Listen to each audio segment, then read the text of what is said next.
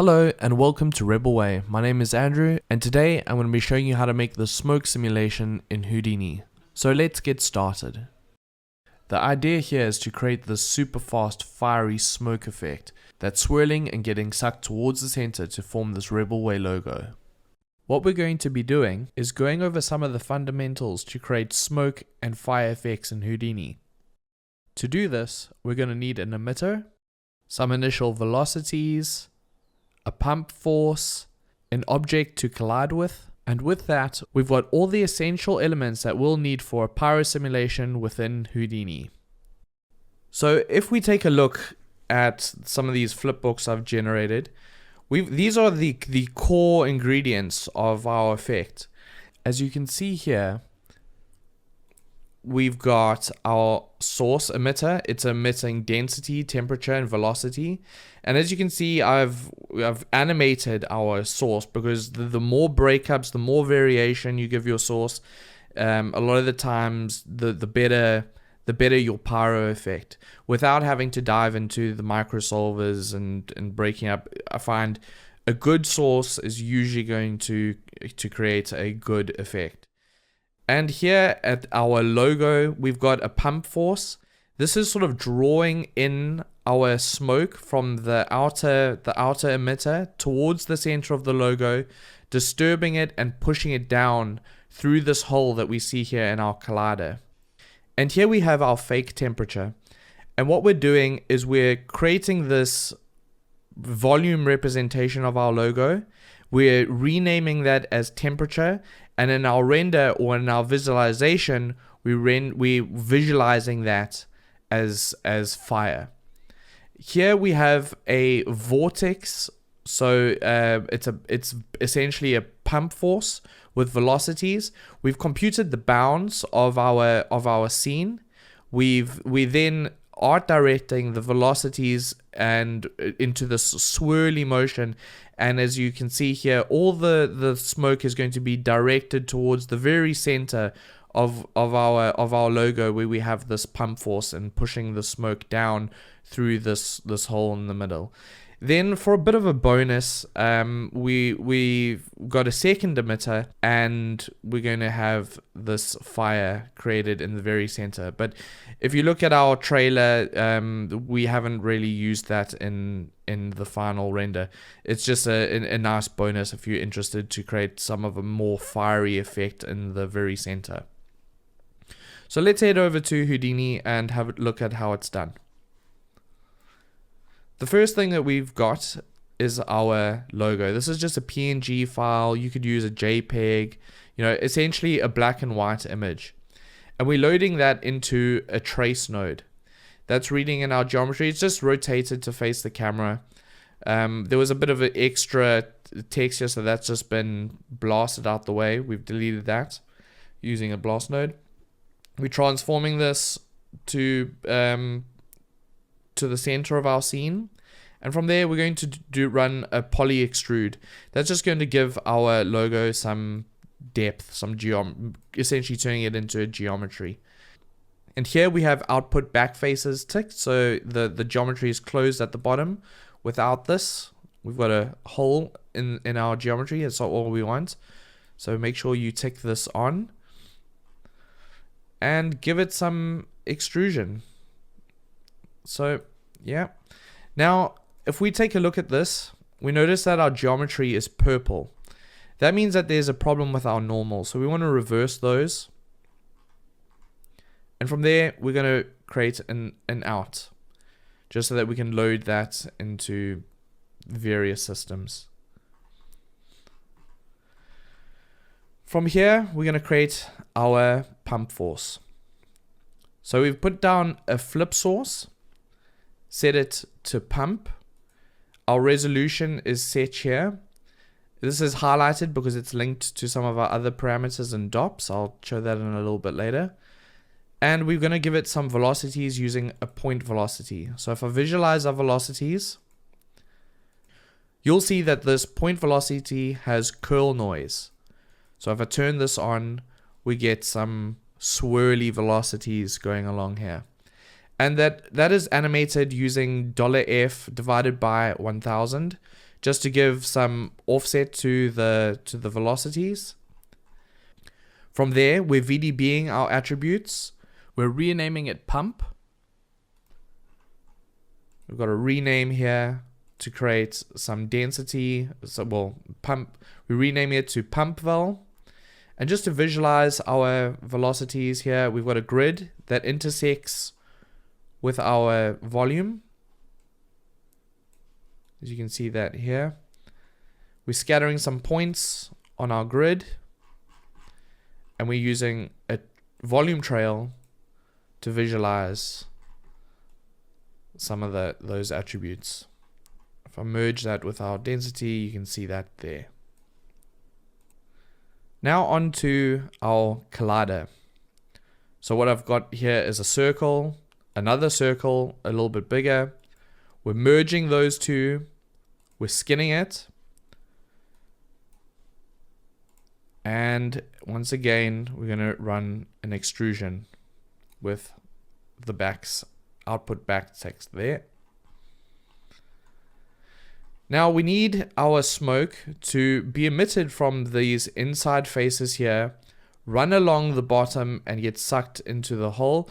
So of course we're going to need some sort of geometry for a ground plane. So I'm just going to put down another circle here, extrude that, reverse those normals, and merge that with our walls there. And of course, our original logo that we created earlier, we want to boolean out this geometry from these walls. So I'm using a boolean node set to subtract. Of course, that's just going to punch a hole into our geometry.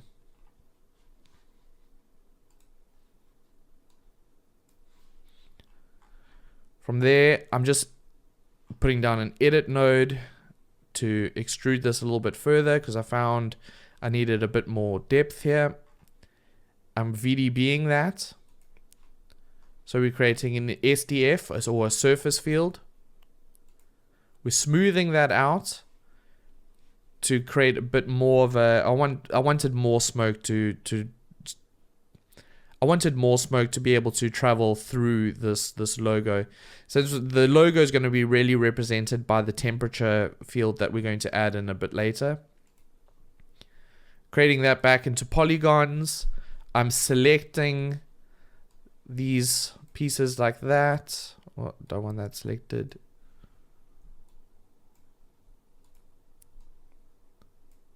Yeah, I'm selecting these pieces like that, and I'm just using a blast node to get rid of those there. And I'm putting down a null, calling it out colliders that we're going to read into our DOP network. And of course, we're going to need a volume representation or an SDF representation of this geometry too for our collider. So from there, I'm creating a surface field, smoothing it out a bit, and calling that out collider SDF.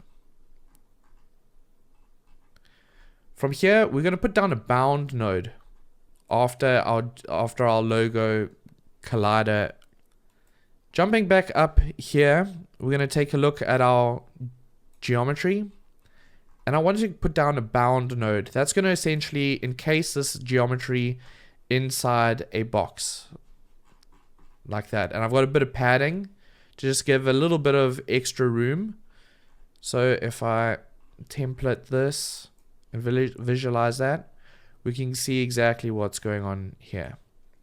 What I want to do now is convert this box into a volume. We're going to call that pump.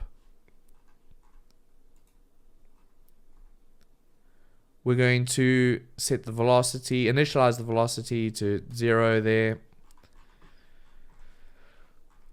We're going to put down a volume velocity. And we're going to set that to add Vortex. Now, if I scatter some points into this volume and I use a volume trail, we can see what's going on here. I'm just going to turn this off for a second. And you can see that this volume velocity is creating this swirly motion here. So if I just turn this off, we can see initially it's just pulling these velocities inwards. And what we're going to do is we're going to remove that velocity so there's nothing happening and add this vortex. Now this is really cool. Now we've got all these velocities that are going to swirl this smoke around towards the center. Well, in fact, just in a swirly motion. And what we want to do is actually art direct these velocities to push not just in a swirly motion, but also towards the center. So in Vex, we're just going to say position equals velocity, and we're going to divide that by 4. And what that does is that pushes the velocities from the outside faces of this box towards the center. And we're dividing that by 4 so it's not too strong. And then we have a combination of the vortex and the pushing towards the center. And as you can see, this is visualized nicely with our volume trail. Heading back to our collider, we've got this original circle that we made, and using a delete node set to bounding sphere, we just want to select the very inside faces of this geometry. So if I take a look at that, head over to this delete node and scale this up. See, this works like a sphere. We want to scale this up until it just hits those inside faces. Now we have those selected. I'm going to transform those down a bit, just so that it's thinner and not touching the very outside wall. And we're going to use the new pyro source node, which essentially is going to scatter some points down with some attributes. Those attributes are density and temperature. And here we have our particle scale. From there, I want to give these points some velocity. So I'm going to do that in VOPs. So we're going to dive into this node. And we're going to take the position of the geometry. We're going to normalize it and export that as velocity. And these velocities are actually pointing outwards. And I want those pointing towards the center. So originally I put down a negate node, which will push those towards the center. As you can see, they are now, this is like the tail of the velocities. These are pushing towards. But I decided to leave that as it is and rather negate the velocities inside of DOPS. I'll show that in a minute. From there, these velocities are looking a little bit uniform. As you can see, everything looks like it's got the same velocity. So using a point velocity node, we're just going to noise that up a bit again using some curl noise. We're going to add another one. Set to curl noise again. And we're going to rasterize those attributes. We're rasterizing the density, temperature, and velocity. From there, I'm going to put down a volume noise fog. And that's just going to break up our density and our temperature. If I blast the density here, we can just look at the temperature and we can see that has got some breakups now. But of course, we need the density too. So I'll just put this here as to visualize what's going on a little bit better. From there, we're just going to rotate our emitter. So we're using -$F to rotate this. We're going to get this emitter to actually rotate. If we take a look here, we can see all our velocities being visualized here with a volume trail. And as you can see, it's rotating in a clockwise motion. Here, I'm visualizing those velocities. We're visualizing the V. We've got a grid that intersects with our geometry, with our volume. Putting down some points and visualizing those. If we were to flipbook this, you can see we've got breakups, we've got a source that's moving, and that's just going to result in some really nice breakups in our simulation. From here, We're reading in our logo, which is why we have this null out here, out logo. We're reading that in using an object merge. We're transforming that up. We're putting down a VDB from polygons. And that is going to be combined with another version. So we're going to convert that back into an SDF field. We're going to reshape that. So now it's eaten, it's eroded a bit here. You see it was set to erode. That is going to be converted into a density yet again. And we're going to use a VDB combine to merge these two together. So if you take a look at that, we've got 2 layers of density here. And we're going to rename that density from density to temperature. So now we have all the ingredients that we need for DOPS. We have our emitter. We have a pump force at the center where our logo is. We have a vortex that's going to push our smoke towards the center in a swirly motion. We have our geometry to collide with. We have a fake temperature. And now we're going to create our simulation in DOPS. So let's head over to DOPS.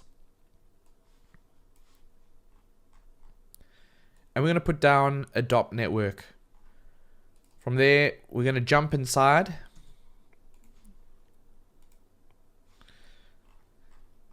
And as you can see, there's 2 versions of our DOP here. It's just because this is the one that Saber used for the very final simulation and render that you see in the logo, but it's very high res.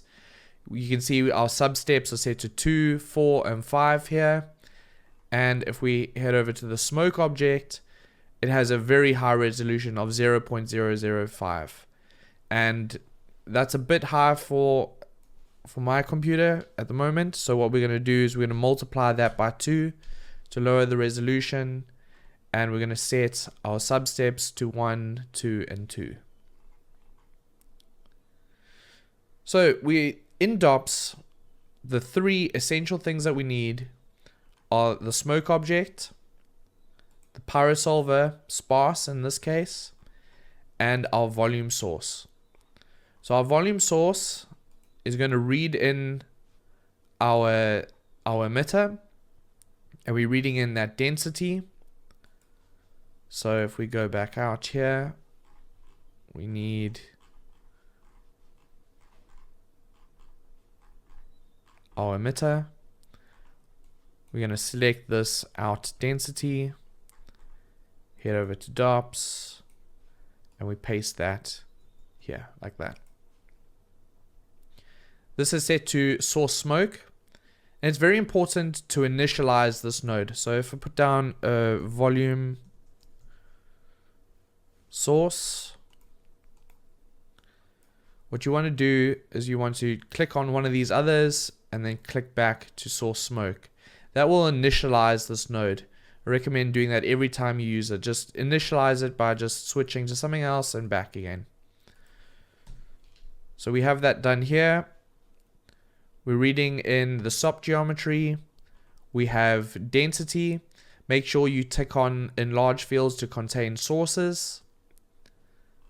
This is density. Density is a scalar field. And we set that to 5. Temperature, again, scalar. And we're just reading a portion of that temperature, so 0.1. And a vector, which is our velocity. And we're negating that here. Remember earlier I said we could have negated it in the volume VOP, but we opted to negate that here just by setting it to -3. That's going to push towards the center of our geometry rather than away. Again, a volume source. This time it's set to pump, and we're going to read in the Rebelway logo out, pump down. If you want to take a look at where that is, out, pump down, that's this geometry. So these velocities are pushing the smoke downwards. So that's reading in there. We've got that set to pump force and pump val. Again, another volume source, set to pump again, and we're reading in that vortex, set to pump and velocity. I'm just going to delete this node for now, just to clean things up a bit, make it a bit cleaner. And so that's those are the main elements. Our smoke object, our smoke solver, and the volume source. But of course, we want our smoke to collide with our geometry. So we've got a static object here, and that's going to read in our collider. So our collider, we need for our collider to work properly, we want our geometry, and we want an SDF version. So we've prepared both of those here earlier, and we're going to copy our collider.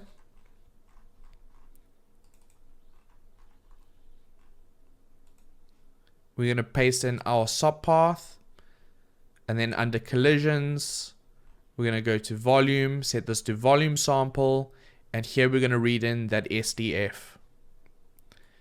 Here, I've got a ground plane. That's just going to stop the smoke from going below what we need it to. The position's been dropped a little bit here. And that's essentially just going to be the floor at the very bottom. Our colliders are merged together and then set here. And of course, we have a gravity node just pushing the volume downwards.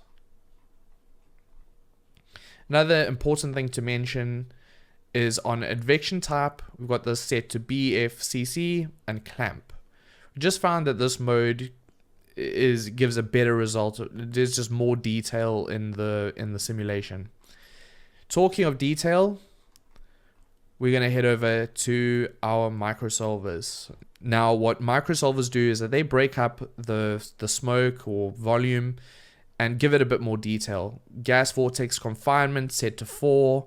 That's just going to accentuate some of the swirly motion we've already got in our simulation. It's just going to exaggerate that a bit.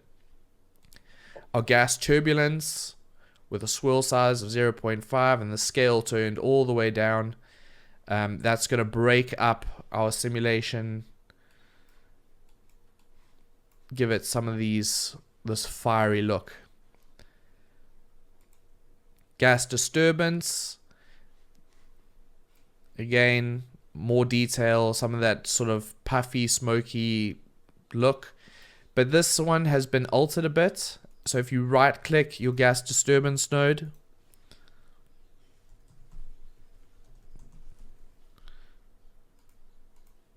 you right click that, you say allow editing of contents, you can dive inside this Vex node. In the control field, we're going to bind, import our velocity.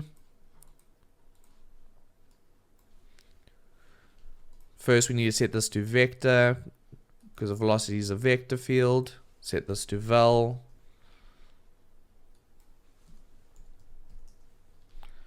Compute the length of that velocity.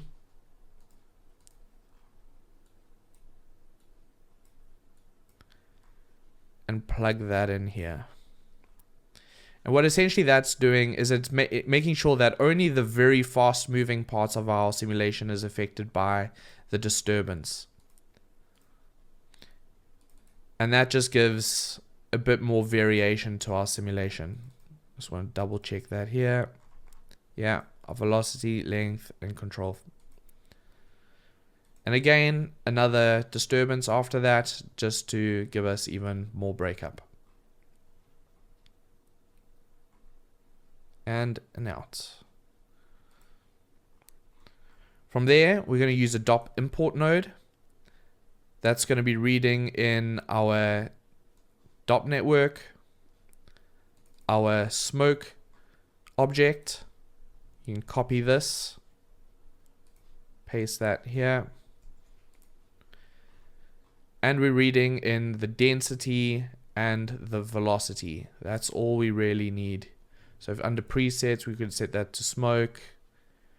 And all we really need is our density. We don't need a temperature because we're going to be visualizing our temperature using a custom fake temperature that we're going to inject into our simulation. Well, into the visualization of our simulation, I should say. From there, we've got a post process, just converting this to VDB and convert to a 16 float. It's just going to save us some disk space before we cache out to disk. Choose your location for your file. I've got it set to my hard drive. And we're going to click Save to Disk. From there, I'm just doing a bit of cleanup because originally I cached this out with temperature and velocity. We have that now unticked, so no need for that. But I always like to clean up any attributes or groups that I don't need that may slow down the rendering process. So the attribute delete is deleting all attributes except for our DOP object. Group delete, and that's going to be set down a null because there's a bonus section that we'll come to a little bit later. Now we talked about our fake temperature field that we created earlier by importing our geometry, transforming that up, and creating some volumes named temperature. Now what we're going to do is we're going to read in our simulation. We have that here. As you can see in our display, I have some velocities that are showing up here, which is why deleting these is going to clean that up a bit. We don't need to visualize them for sure. And we're going to merge in that temperature. So that temperature is now visible there. And what I want to do is I only want this temperature to show up where we have smoke. So in order to do that, I'm going to multiply the temperature with the density. That way, our density here obviously has some value higher than 0. So we have a value there, but here our density's value is going to be 0. So temperature times by 0 up here is going to be 0. That way we encase the temperature just inside our smoke. So using some vex, we have temperature times equals density, and we've gotten rid of that temperature. It's there, but only where we see smoke. In order to visualize that nicely, we're going to put down a volume visualization node. And look at that, that's cool. As you can see, our fake temperature of the logo showing up in only the density. So our density is set to 44. Density is being read in here, and under emission, we're reading in that temperature. And what I like to do is I like to copy these parameters and paste that there.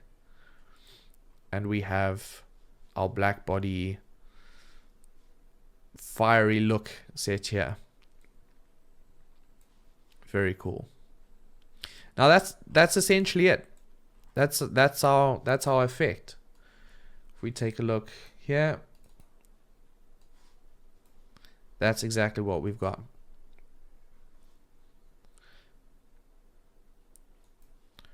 For a bit of a bonus, if you wanted to create some more flames shooting out here, what we could do is again read in our logo. This is reading from Outfire Emitter. That's here. So we have our original logo. We're just transforming that down to be a thinner version. Out emitter. We're using the pyro source node to fill this up with points essentially. Those points have two attributes, density and temperature. We're creating a velocity on those points by taking the position, normalizing it, and setting it out to V. Point velocity again to give us some breakups, some variation in our velocity. Again, some more velocity. Remember, these are the tails, so they're going to be shooting up. We're rasterizing those attributes: density, volume, density, temperature, and velocity. A volume fog again to some more variation set to temperature and density. Noise pattern, sparse convolution. You can see that there. Let's visualize some of those velocities. Cool. And again, another DOP network. This is the same DOP network, exactly the same. But this time we're going to advect this simulation with this simulation. So this is the previous sim out, and we're going to read that in here. Set to a pump force. We're reading in the previous simulation. Our density has been remapped to pump. Our velocity is being remapped to pump. And that's just going to ensure that this simulation moves with the old one. Here, our source.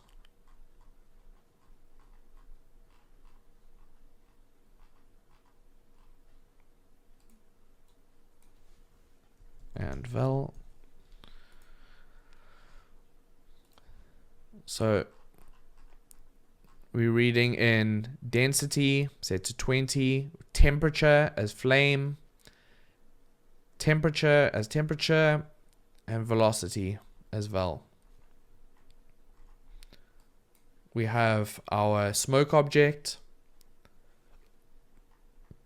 so our microsolvers, same as before.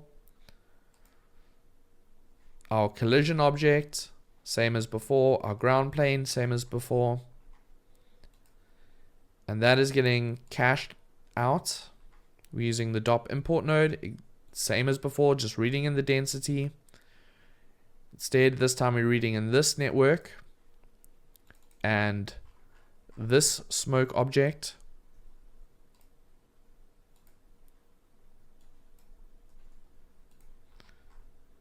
Post-process to optimize and writing that out to disk.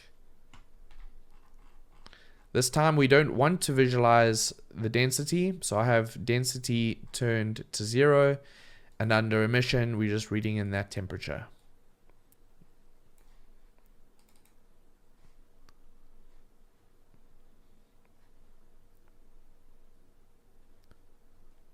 And that's it.